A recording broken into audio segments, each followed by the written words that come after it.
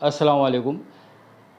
मैं यूनुस शेख आपको मेरे करप्शन फ्री एजुकेशन जो मेरा चैनल है उसमें आप लोग सबका इस्तकबाल करता हूँ और शुक्रिया अदा करता हूँ। Happy new year in advance to all of you. आज जो पिछला मैंने वीडियो बनाया था उसके लाइक जो किया आप लोग ने उसके लिए मैं तहे दिल से शुक्रिया अदा करता हूँ। और साथ ही साथ मैनेजमेंट का जो अमल बजावनी हुई और जो सच्चाई सामने लेके आके जो अपॉइंटमेंट हुआ उसके लिए मैं प्रेसिडेंट साहब का बहुत मैनेजमेंट के प्रेसिडेंट साहब का बहुत शुक्रिया अदा करता हूँ। आज मैं एक जो टॉपिक लेके आ रहा हूँ जो साल का आखिरी वीडियो है, फिर इंशाल्लाह अगले साल देखा जाएगा। आज है कि अनएडेड स्कूल में के जो टीचर्स हैं उनके ऊपर जो जुल्म हो रहा है, उनके ऊपर जो नाइंसाफ़ी हो रही है, जो बेज़ुबान है कहीं किसी को बोल नहीं सकते, जो दूसरे टीचर्स से ज़्यादा मेहनत करके 100% रिज़ल्ट लेके आते हैं स्कूल का, लेकिन जो पेमेंट है वो पेमेंट उनको बहुत कम मिलती है। उसमें इस टॉपिक के ऊपर आज मेरा जो रहेगा वो डिटेल में इंफॉर्मेशन एक 10-12 स्कूल का सर्वे करने के बाद मैंने जो डिटेल निकाला है और एस्टिमेटेड निकाला है, कोई कैलकुलेटेड जो एकदम एग्जैक्ट फिगर नहीं है। जो मैंने किया वो फर्स्ट स्टैंडर्ड के 180 बच्चे, सेकंड के 170, third 180, fourth 180, fifth 160, 190, sixth 160, 180, seventh 150, eighth 165, ninth 165, tenth 140, total 1700 बच्चा। मैंने ये कैलकुलेटेड नहीं है, किसी एक पर्टिकुलर स्कूल का नहीं है, लेकिन थ्रू आउट बॉम्बे और बॉम्बे के बाहर के जो अनएडेड स्कूल्स है वहाँ के टीचर्स को जो सैलरी मिलती है उसके लिए जो 6th पे में का दिया जा रहा है और लोगों को यहाँ 7th पे का मिल रहा है, एडेड स्कूल के टीचर्स को वहाँ 6th पे मिल रहा है। तो उसके लिए मैं ये थोड़ा उनको मोटिवेट करना चाह रहा हूँ कि आप अपना हक मांगने के लिए क्या करना चाहिए। पहले हर स्कूल का 1-2 टीचर इनिशिएटिव लीजिए। आप अपने स्कूल में पहली से लेकर 10वीं तक बच्चे कितने हैं वो ले लीजिए। अब मैं दूसरा टॉपिक में बोल रहा हूँ कि आपको स्ट्रेंथ बता दिया, पीछे आपको दिख रहा है स्ट्रेंथ क्या है। अब मैं 1200 रुपये महीने की फ़ीस के हिसाब से ले रहा, पहली से 10वीं तक का। अगर 1200 रुपये महीना रहा, 12 महीने का होता है 2 करोड़ 44,80,000 प्लस टर्म फ़ी, 2 टर्म फ़ी को मिलाए तो 40,80,000 टोटल होता है 2,85,60,000। मेरे पीछे आपको बैनर में दिखेगा। अब जो टीचर्स है उनको 6th पे की सैलरी, 6th पे के हिसाब से सैलरी मिल रही है और 150% डीए मिल रहा है। जबकि एडेड स्कूल में जब 150 होता तो मर्ज हो जाता है तो और मिलता है। तो अगर ये लोग को मंथली 12 टीचर की अगर सैलरी निकालते हैं 6 लाख रुपया पर मंथ होता है, तो 12 महीने का होता है 72 लाख रुपीज़। और अगर 7th पे से देते हैं, डीए आज 46% चल रहा है और 9 लाख रुपीज़ पर मंथ और 12 मंथ्स का होगा 1 करोड़ 8 लाख रुपीज़। इस तरह से अगर देखा गया तो स्कूल को इनकम ज़्यादा होती है, सैलरी कम दी जाती है। और यहाँ पर हायर एंड फायर ज़्यादा होता है टीचर्स का, इंग्लिश मीडियम के उसमें साल 2 साल करे फिर निकाल दिए, नया टीचर लेके आया, उसको शिक्षण सेवक का 6,000 7,000 8,000 दिए। इस तरह से जो पुराना एक बहुत से बहुत बोले तो फिर 10 to 20% कंटिन्यू किया जाता। अगर 6th पे का इनकम अगर मैं जो 1200 रुपये महीने के हिसाब से ले रहा तो इनकम होता है 2,85,60,000 रुपीज़। ये रफ़ एस्टीमेट है, कोई पर्टिकुलर स्कूल का नहीं है, कुछ नहीं है। मैंने 10 स्कूल का सर्वे करके ये एक मेरे एनालिसिस से मैंने निकाला है। और सैलरी होती है 72 लाख रुपीज़। और अदर एक्सपेंसेस अगर मैं पकड़ के चलो, लाइट बिल हो गया, दूसरा ये मिसलिनियस ये, तो वो 30 लाख भी अगर ले तो भी सरप्लस होता है 1 करोड़ 83,60,000। ये 6th पे के हिसाब से हो रहा है। अगर मैनेजमेंट आप टीचर्स को अगर 7th पे दे तो इनकम वापस वही रहेगा 2 करोड़ 85,60,000, सैलरी 1 करोड़ 8 लाख होगा। अदर एक्सपेंसेस 30 लाख ही पकड़ रहे, अपन कुछ उसमें बढ़ा नहीं रहे। उसके बावजूद 1,47,60,000 आपका इनकम सरप्लस रहेगा मैनेजमेंट के पास। तो मैनेजमेंट से रिक्वेस्ट है, और हर स्कूल के इनिशिएटिव 2-3 टीचर इनिशिएटिव लेके अपना एक ग्रुप बनाए, अपने एरिया के 10 स्कूल को कंट्रीब्यूट करें।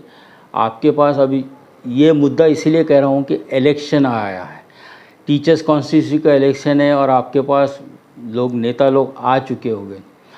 तो कोई भी नेता अगर आके जा चुका है उसको फ़ोन करके बुलाइए, उसको बोलिए भाई हमारी ये डिमांड है, क्या करेंगे आप फुलफिल कर सकते हैं। और आप लोग उनके सामने 1-1 हज़ार रुपये के 2 बॉन्ड पेपर मंगाइए, और वो एमएलसी को बोलिए कि आप इसमें लिख के दीजिए कि हमको 3 साल के अंदर आप हमारा 7th पे कमीशन का 2 साल 3 साल जो भी है एक फिगर, एक एस्टिमेटेड लिमिट टाइम पीरियड बता दीजिए, उसमें हम करके देंगे, नहीं तो मैं रिज़ाइन कर दूंगा, ऐसा लिख के लीजिए। और दूसरा एक रिजिग्नेशन लेटर भी एक दूसरे 100,000 रुपीज़ स्टैम्प पेपर के ऊपर लीजिए। कोई लीडर लिख के नहीं देगा। और ये जितने है टीचर्स कॉन्स्टिट्यूंसी से जीत के आते, अनएडेड का कोई आवाज़ उठाने वाला नहीं।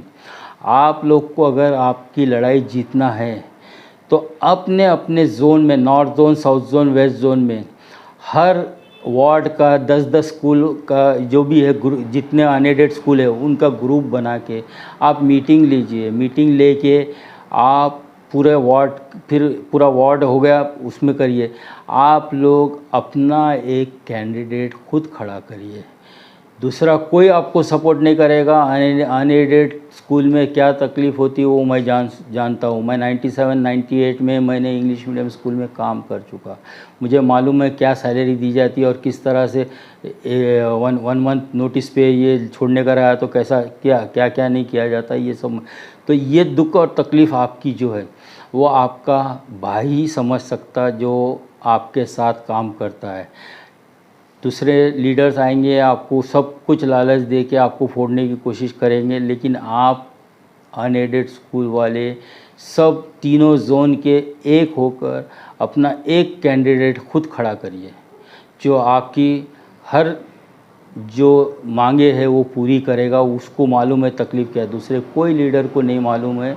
सब लीडर क्या कि जो है मैनेजमेंट से ही काम करते हैं, मैनेजमेंट के अगेंस्ट में कोई जाता नहीं है। आप लोगों को लड़ना है तो अपना ही एक खुद का नेता खड़ा करिए।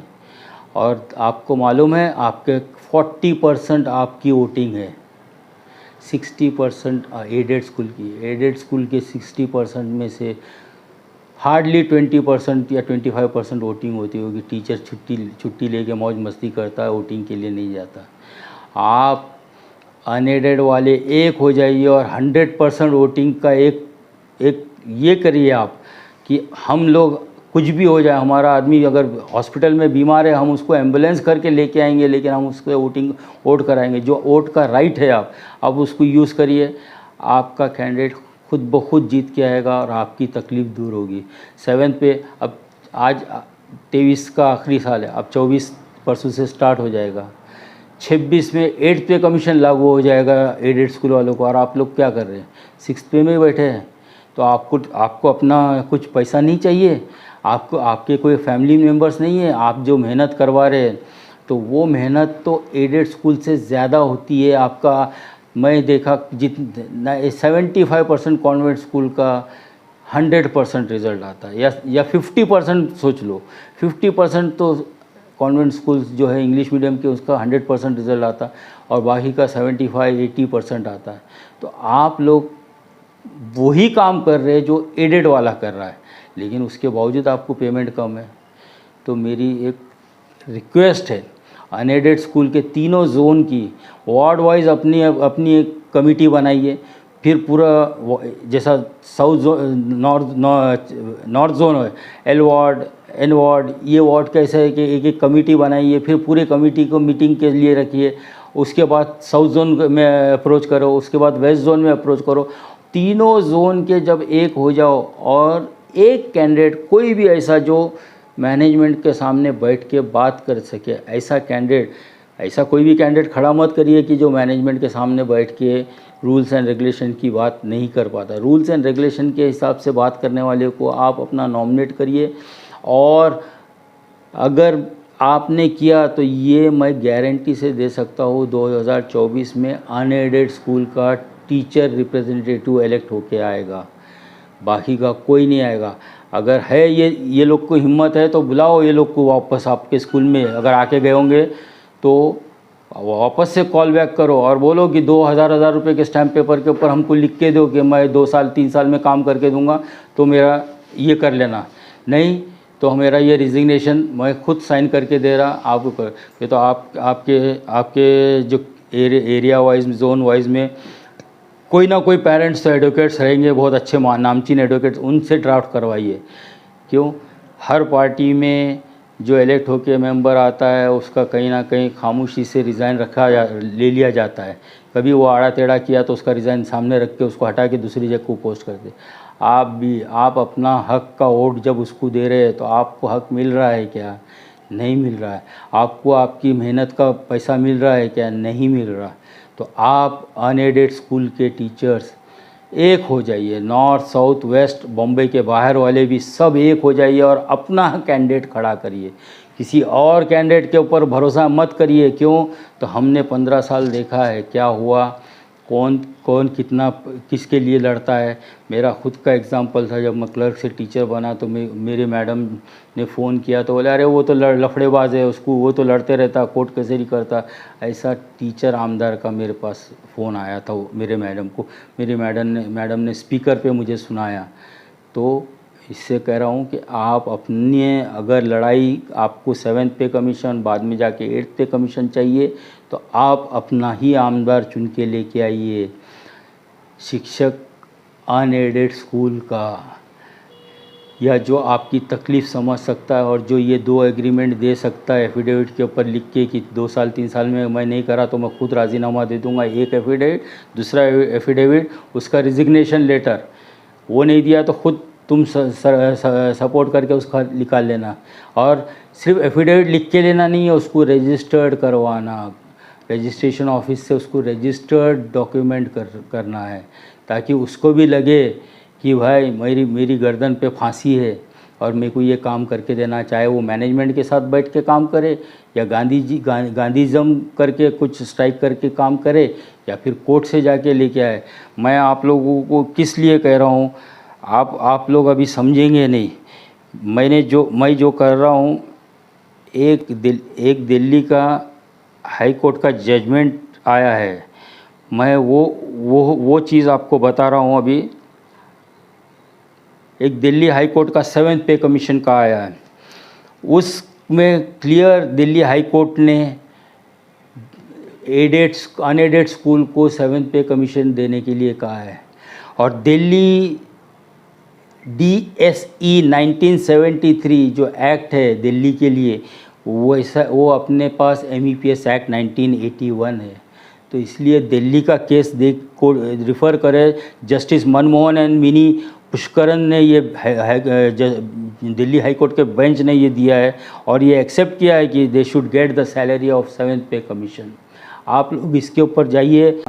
12 जुलाई 2023 का फाइनेंशियल एक्सप्रेस पेपर उठा के वो जजमेंट देखिए दिल्ली हाई कोर्ट का, और उसके बाद आप लोग अपने वार्ड वाइज पहले कमेटी बनाइए जो अनएडेड स्कूल की, फिर उसके बाद जोन वाइज, जैसा नॉर्थ जोन का पूरे एक कर लो, फिर वेस्ट जोन का, फिर साउथ जोन का, फिर तीनों एक दूसरे से करस्पॉन्डेंस करके अपना एक कैंडिडेट खड़ा करो।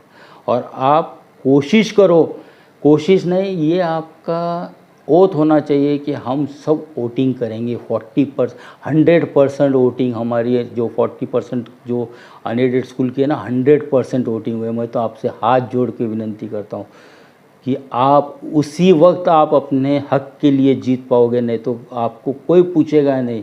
अनएडेड स्कूल को कोई आमदार खासदार कोई पूछता नहीं है, सिर्फ वो मैनेजमेंट के पास जाएंगे, उनका 2 काम कर देंगे, ख़त्म करेंगे। आप अपना उम्मीदवार चुन के लेके आइए ताकि आपकी लड़ाई हो। कि मैं मेरे प्रेसिडेंट से अपॉइंटमेंट लेना चाह रहा था, इसके लिए मैंने CEO जो मैनेजमेंट का CEO है उनको फ़ोन किया था थर्सडे के दिन 1:39 PM को रिंग हुई, उठाया नहीं गया। एक ऐसा केस है वहाँ पर मैनेजमेंट का मैं आपके पास लाना चाहता। अगर ये वीडियो पे अगर वो एक्सपोज कर दूँ तो बहुत बड़ा ब्लास्ट हो जाएगा। सिर्फ मैं हिंट देना चाहता, एक एम्प्लॉय 6 महीने की छुट्टी पे गया था। मेरे अभी इन्वेस्टिगेशन चालू है, लेकिन मुझे ये सुनने में आया कि वो 6 महीने के जब छुट्टी पे गया था वो जेल में था, कुछ हाफ मर्डर या फुल मर्डर केस किया था।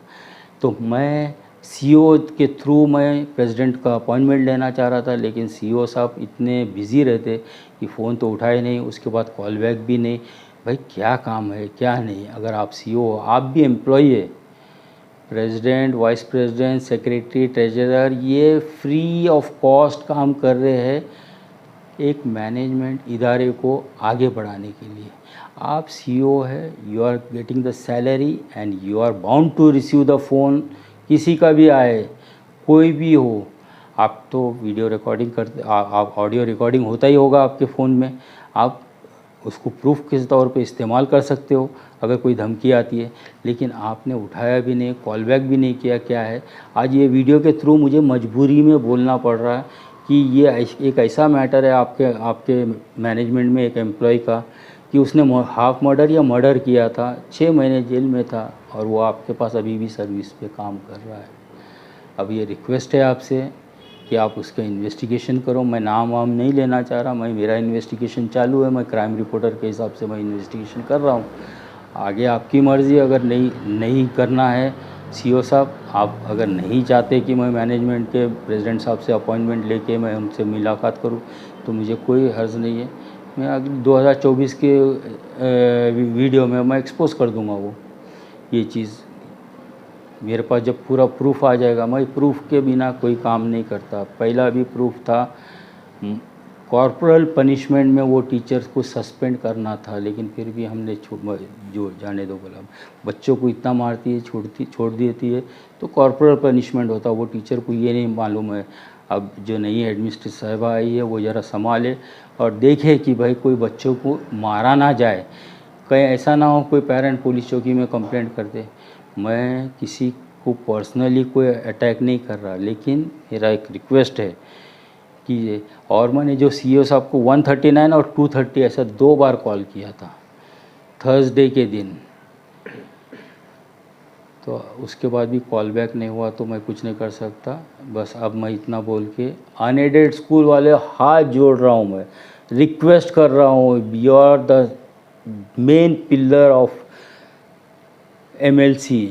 आपके 40% वोट जो है आप अपना कैंडिडेट चुन के ला सकते हो। आप अपना कैंडिडेट खड़ा करिए जो मैनेजमेंट के साथ बैठ के बात कर सके, और बाकी के और वो एफिडेविट, दोनों एफिडेविट आपके पास कोई ना कोई पेरेंट तो बॉम्बे हाई कोर्ट का अच्छा एडवोकेट होगा, उससे अंडरटेकिंग ले कि भाई मैं 2 साल में करूँगा, नहीं तो रिज़ाइन दे दूँगा। और दूसरे में रिजिग्नेशन 100% 1000 रुपीज़ के ऊपर, और साथ ही साथ आप उसको रजिस्टर्ड करवाइए ताकि कोई प्रेशराइज नहीं हो। रजिस्टर्ड, दोनों पार्टी म्यूचुअल अंडरस्टैंडिंग में हो रहा है। इतना कह के मैं अपना आज का वीडियो ख़त्म करता हूँ। और आप सब लोग जो मेरा वीडियो लाइक किए थे, शेयर किए थे, कमेंट पास किए थे, उन लोग का मैं तहे दिल से शुक्रिया अदा करता हूँ। And happy new year in advance.